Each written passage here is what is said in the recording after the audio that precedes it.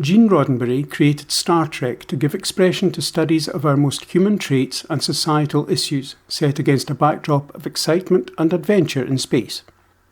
Over the years, it and its offshoots have dealt with a myriad of aspects and issues of life such as racism, responsibility, friendship, religion and seeking God, duty and doubt over one's purpose in life, and emotions such as anger, love, remorse, pity and envy, to mention but a few.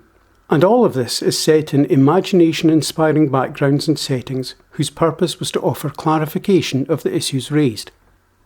Inspiring viewers to reflect on life and treat the Star Trek characters as heroes and role models, while also encouraging scientists to actually develop technology which appears in the series, and even inspiring some to study and learn the completely fabricated and artificial Klingon language, few TV shows can lay claim to have exercised such an influence on outlook and society as a whole, and the reason is not so much the sci-fi environment, but rather the exploration of the profound humanity of its characters. At the heart of Roddenberry's creation is the United Federation of Planets, an administrative organisation that aims to promote principle, justice, benevolence and exploration.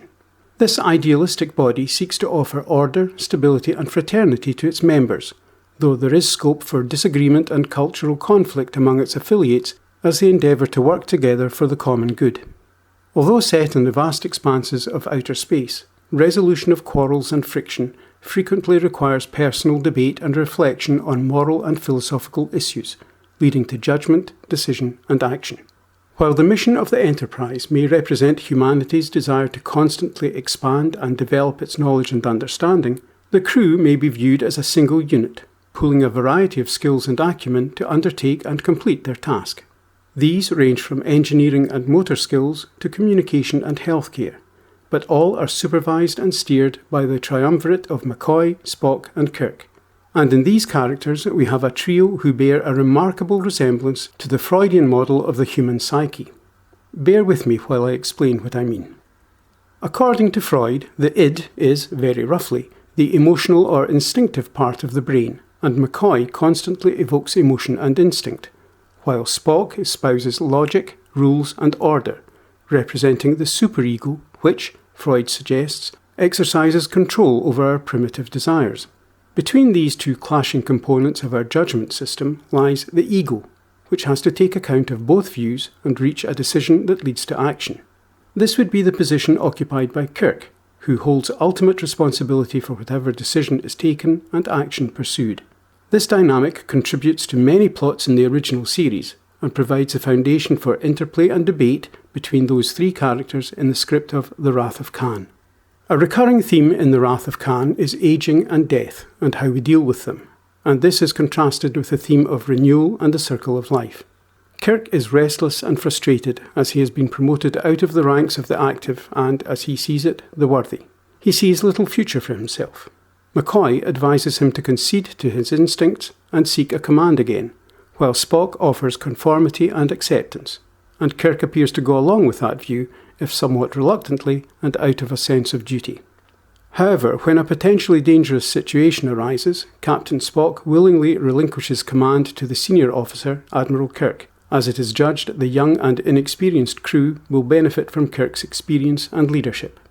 The refurbished Enterprise, with its young crew and the very nature of Project Genesis, offering life from lifelessness, contribute to the theme of renewal and contrast not only with Kirk's midlife crisis, but also the fate and location of the film's antagonist, Khan.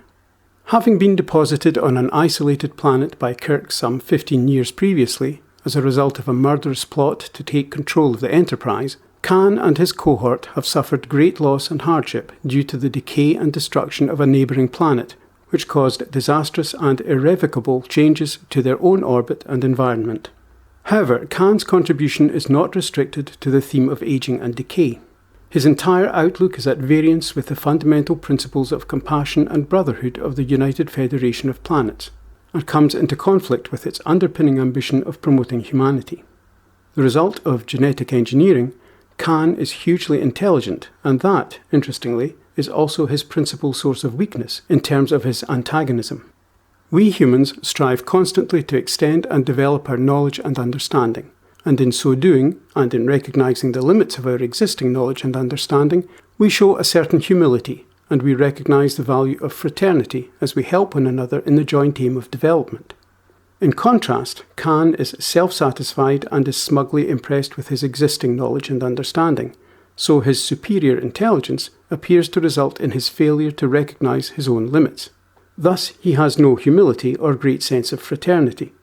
His crew are devoted to him and follow his commands in admiration and faith, but their loyalty and devotion are their value to him, not their thoughts or opinions.